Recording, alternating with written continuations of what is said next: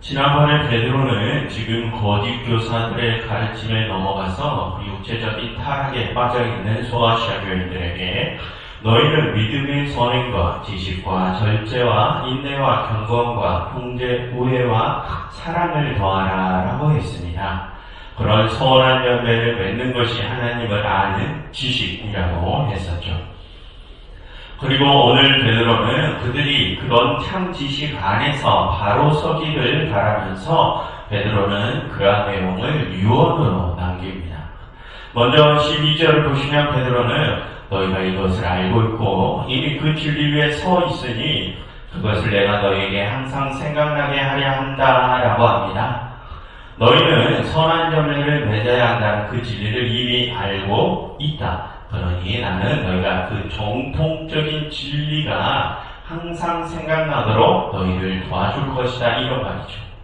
그런데 13절을 보시면 내가 이 장막에 있을 동안에 너희를 일깨워 생각나게 하려 함이 옳은 줄로 여긴다 라고 하죠. 여러분, 여기서 베드로가 지금 말하는 이 장막이란 지금 이 생에서의 삶을 뜻합니다. 베드로는 자신이 이 생에서 삶을 다하는 순간까지 그들이 사도들이 전해준 그 정통적인 진리를 계속 생각날 수 있게 도와줄 것이라고 말을 하는 것입니다.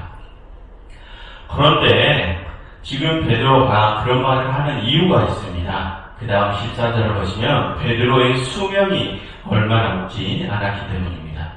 그러니 자신이 죽을 날이 가까웠으니 자신이 살아있는 동안 그들이 정통적 진리 안에서 다시 바로 서기를 바라는 마음으로 베드로는 이런 말을 하는 것입니다. 여러분, 지금 베드로는 자신의 죽음을 언급하죠. 그것은 지금 이 당부가 그들에게 전하는 자신의 유언임을 밝히는 것입니다. 여러분, 당시 유언은 그 유언을 듣는 후손들에게 강력한 영향력을 끼쳤습니다. 그 유언은 죽어가는 사람이 남아있는 후손들에게 전하는 마지막 당부이기 때문에 그 유언은 후손들이 더 특별하게 여겼죠. 더군다나 베드로와 같은 사도들의 유언은 이후 교회 공동체에서 아주 각별히 지켜지던 규례처럼 여겨졌습니다.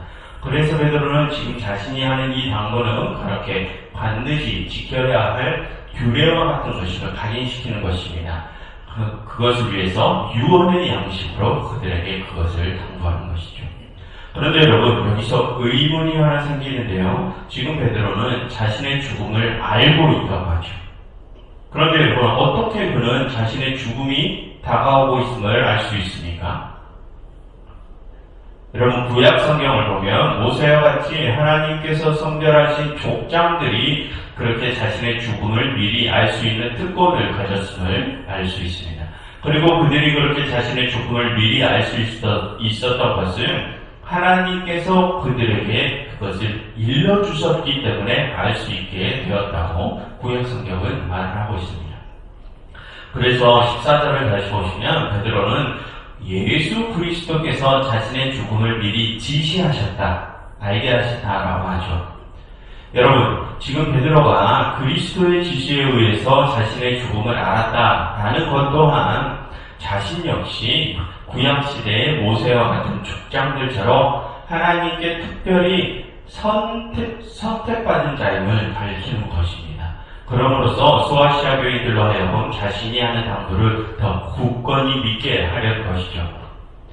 여러분, 그만큼 베드로는 소아시아 교인들이 신앙생활을 하는 데 있어서 선행의 모습을 갖추는 것이 너무도 중요하다는 것을, 제일 중요하다는 것을 각인시키려 합니다.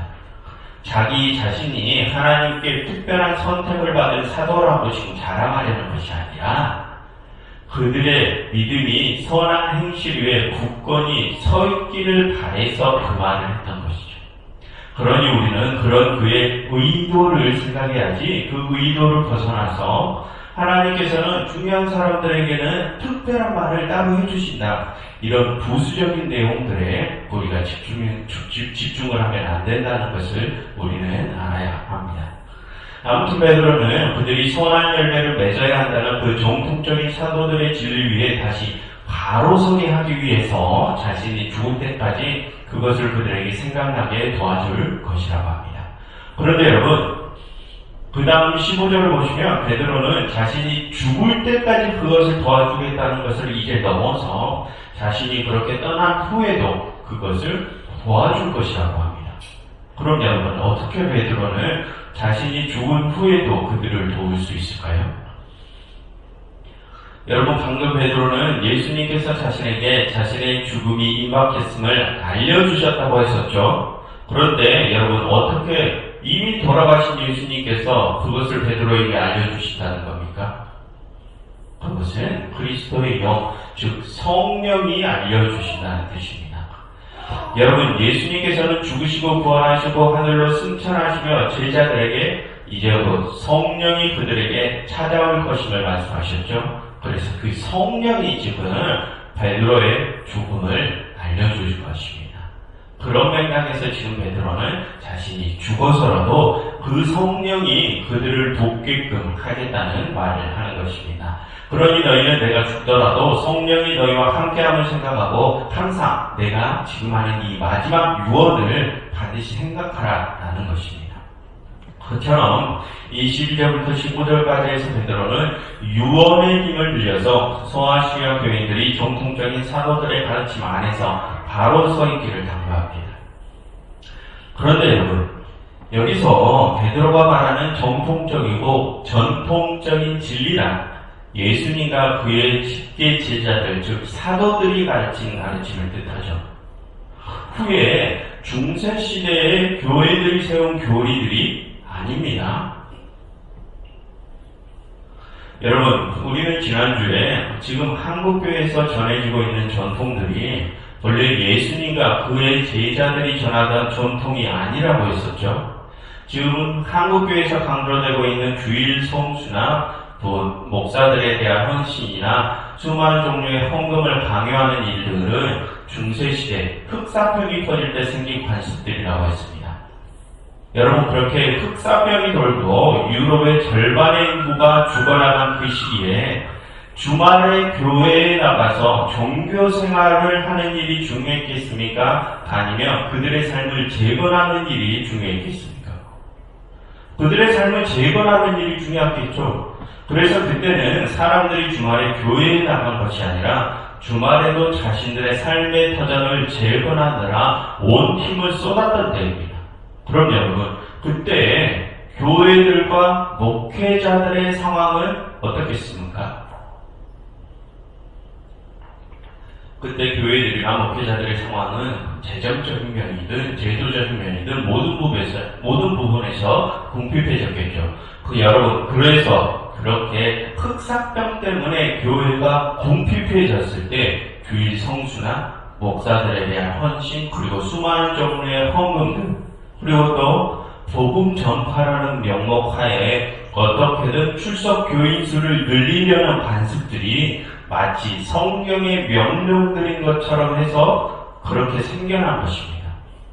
그리고 또한 그러한 상황을 미국으로 넘어간 우리 유럽의 그리스도인들이 미국 서부 쪽으로 옮겨가면서 그 서부를 개척할 때 그러한 상황에도 또 강조가 됐었습니다. 여러분, 아메리카 대륙으로 넘어간 유럽인들, 즉 그리스도인들은 원래 아메리카 대륙, 미국의 동쪽에 먼저 정착을 해서 살았죠. 그리고 황금이 있다는 소리를 듣고 서부로 이렇게 점점 넘어가서 개척을 했습니다. 그런데 그런 황무지를 개척할 때 목사들도 같이 넘어갔겠죠. 그리고 교회도 거기에 세웠습니다. 그럼 그때의 교회들의 상황과 목사들의 상황이 어떻겠습니까? 똑같이 안 좋았습니다. 그래서 그때 또 주일 성수나 헌금 등이 강요된 것입니다. 그런데 여러분, 다시 한번 말씀드리지만 지금 우리 한국교회에서 그런 전통적인 교리처럼 굳어져 버린 그러한 관습들은 예수님이나 사도들의 가르침이 아니었습니다. 그러한 관습들은 중세시대의 흑사병이라는 큰 재난의 상황에서 또 미국에서 또 서부 개척시대라는 그러한 상황에서 궁핍해진 교회들과 목회자들이 만들어낸 관습들입니다. 그래서 여러분, 우리는 여기서 지금 우리가 진리라고 생각하는 그러한 교회의 관습들이 정말로 예수님께서 가르치신 그 정통적인 진리인지를 깊이 고민해 볼 필요가 있습니다. 여러분, 주일 성수나 목사들에 대한 헌신, 그리고 헌금 강요 같은 것들처럼 지금 우리 한국교회에서 또 강조하는 것들이 뭐가 있습니까? 새벽 기도나 또 전도 강요 같은 것도 그와 같은 맥락이겠죠. 여러분, 새벽 기도가 언제부터 우리 교회에서 생긴 것일까요? 교회 전통에서 새벽 기도가 언제 생겼을까요? 여러분, 이 새벽 기도는 우리나라에만 있습니다. 지금 우리가 하는 새벽 기도에는 독립운동가이자 민족대표 33인이었던 길선주 목사님이 만드신 것입니다. 그런데요, 그것을 만드신 그 길선주 목사님은 원래 기독교로 개종하기 전에 선도라고 해서 신선이 되는 방법을 수련하셨던 분입니다. 그래서 그때 길선주 목사님은 불교의 새벽 예구를 따와서 그 선도를 수련하셨습니다. 그런데 그 길 목사님께서 기독교로 개종하신 후에 그 불교식 새벽 예구를 새벽 기도회로 바꾸셔서 우리 교회로 가지고 들어온 것이죠. 여러분, 지금 우리가 드리는 새벽 기도회나 금요 철야 기도회 같은 것들은 우리 선조들이 달빛 밑에서 정한수를 떠다놓고 지극정성으로 선을 비비며 기도하던 그 방식을 그대로 교회 안으로 가지고 들어온 것입니다. 기도하는 대상이 하나님으로 바뀌었을 뿐이지 그 방식은 불교나 유교의 방식을 그대로 따라오는 것이죠. 여러분, 지금 우리가 하는 그러한 예배 방식들은 아까 중세시대에 서양의 교회들이 만들어낸 그런 비성경적인 관습들과 같은 맥락입니다. 그럼 여러분, 왜 우리나라 초기 교회들은 그런 비성경적인 여러 예배의 방식들을 만들어냈을까요? 왜 만들어냈을까요? 여러분, 1907년에 우리나라 교회들에서는 평양 대부흥 운동이라고 해서 기독교 교인들이 폭발적으로 늘어날 때가 있었습니다. 그래서 그때 교회의 수도 굉장히 많이 늘어났죠. 그런데 그로부터 3년 후에 우리나라에 어떤 일이 일어났습니까? 일제강점기가 시작되었습니다. 그럼 여러분, 그때 우리나라의 상황이 어땠겠습니까? 그때 교인들이 주말에 예배당에 나가서 종교 생활을 하는 것이 중요했겠습니까? 아니면 그들의 삶이 중요했겠습니까? 그들의 삶이 중요하죠. 오늘 내일 생명을 장담할 수 없는데 종교 생활이 그들에게 중요하지 않았다는 것입니다.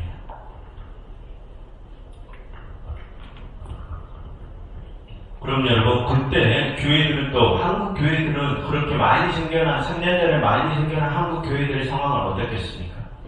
중세시대 서양의 시대와 중세시대 서양의 교회와 똑같은 상황이었겠죠. 그래서 그때 새벽 기도회, 수요 예배, 금요 철야 예배 등과 같은 비성경적인 수많은 예배들이 만들어지고 그때 전도 강요 등과 같은 관습들이 우리 한국교회에서 강조된 것입니다.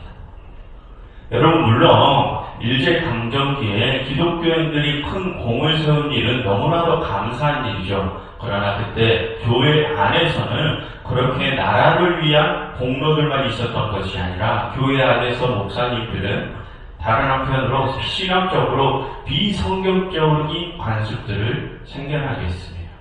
그것이 우리나라 교회의 현실이었습니다. 여러분, 그래서 말씀드리고자 하는 요지는 지금 우리 한국교회에서 마치 진리처럼 굳어져 버린 그러한 관습들 중에는 성경의 가르침과는 관계가 없는 우리나라의 사회적인 요인들이나 시대적인 요인들 때문에 생겨난 관습들이 있음을 우리가 알아야 한다는 것입니다. 그리고 그것보다 더 큰 문제가 되는 것은 그러한 관습들이 성경의 본질적인 진리를 바라보지 못하게 만든다는 것이 가장 큰 문제입니다. 여러분, 여러 종류의 예배들에 꼬박꼬박 참석하고 수많은 종류의 헌금을 드리고 목사들에게 헌신을 하고 그러한 것들이 예수님의 가르침에 있습니까? 여러분, 지금 그러한 것들이 죄악이다. 지금 이 말을 드린 게 아닙니다. 그러한 것들도 어쩌면 신앙생활에 도움이 될 수도 있겠죠. 그러나 중요한 것은 그동안 우리 한국 교회들에서는 예수님의 가르침보다 그러한 비본질적인 것들을 신앙생활의 최우선으로 내세우고 예수님의 가르침을 후순위로 밀어버렸다는 것입니다. 마치 예배 출석이나 헌금이나 출석교인 수를 늘리는 것 등이 하나님의 본질적인 뜻인 것 마냥 가르치고 선을 행하고 약한 자들과 함께하며 희생과 사랑을 나누는 그러한 것들을 부수적인 것으로 치부해버리는 그러한 교회의 문화가 만들어진 것이 문제라는 것입니다.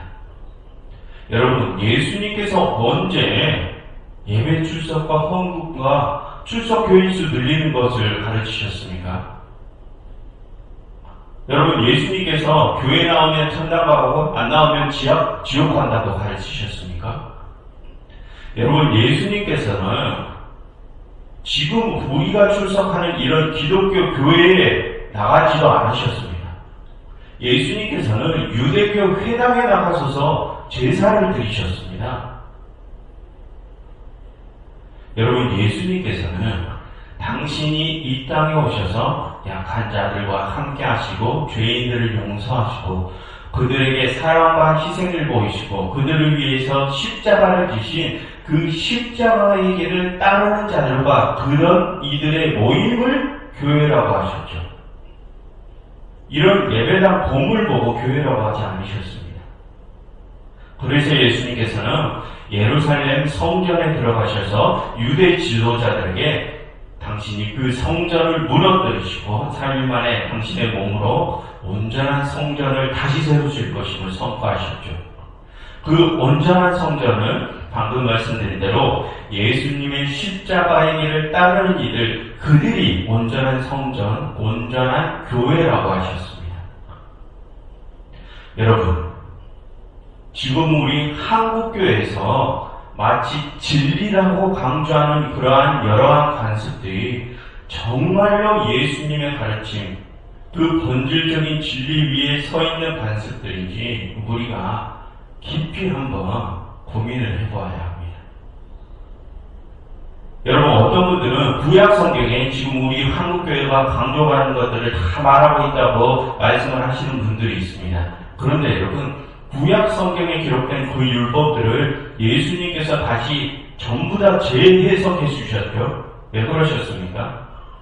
유대인들이 그 율법의 본질을 깨닫지 못하고 그 율법들을 문자 그대로 받아들이려고 했기 때문입니다. 그래서 예수님께서는 그 율법들을 그 본질적인 의미를 살려서 다시 전부 다 재해석해 주신 것입니다. 그래서 여러분, 우리는 구약 성경에 기록된 율법들을 문자 그대로 받아들여야 하는 것이 아니라 예수님께서 그것들을 재해석해 주신 대로 그 예수님의 말씀, 예수님의 명령을 따라야 하는 것입니다. 그러니 여러분, 우리가 이제는 그 예수님의 명령을 우리의 신앙생활에 들어삼고 또한 그 예수님의 말씀대로 하나님의 뜻을 받아들여야 할 것입니다. 그 예수님의 명령은 우리가 당신을 닮아서 선한 행실을 보이고 서로 사랑하고 희생하는 것입니다. 그것이 예수님께서 당신의 몸으로 세우신 우리 교회들이 감당해야 하는 본질적인 사명입니다. 여러분, 이 시간 이렇게 함께 기도하면 좋겠습니다. 하나님, 저희가 성경의 본질적인 진리를 깨닫게 해주세요. 그리고 저희가 헛된 가르침을 더 이상 따르지 않게 하시고 오직 진리 위에 바로 설 수 있게 해주세요 라고 함께 기도하면 좋겠습니다.